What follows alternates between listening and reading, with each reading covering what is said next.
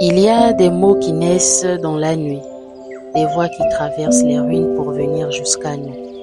Il y a des mémoires enfouies que l'on croit mortes et qui soudain se lèvent, brûlantes dans la bouche d'un poète, comme si l'automne lui-même avait gardé des cicatrices et qu'il fallait les dire, les chanter, les hurler peut-être, pour que nous puissions respirer après l'orage. C'est dans ce souffle que s'inscrit le recueil Comme jour d'après de Luge d'Éric Digby. Un livre de cendres et d'éclats où chaque mot sointe du sang des mémoires, où chaque vers tente de dire l'indicible, la perte, la blessure, la marche infinie des peuples qui n'ont plus de toit que leurs cicatrices. Dès les premières pages, la voix du poète s'avance comme une silhouette dans la nuit. Les poèmes s'emplissent de noms, de villages, des lieux brûlés par l'histoire.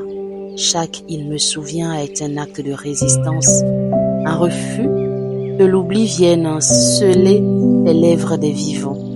La poésie d'Éric Digby est une traversée.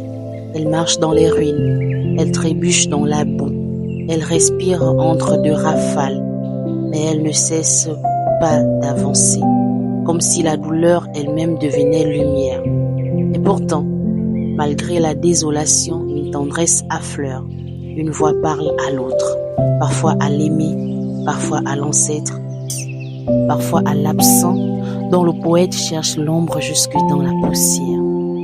Au cœur de ce déluge, la poésie ne se contente pas de témoigner, elle devient pont de liane entre deux rives, pont entre les morts et les vivants, pont entre la mémoire et le présent.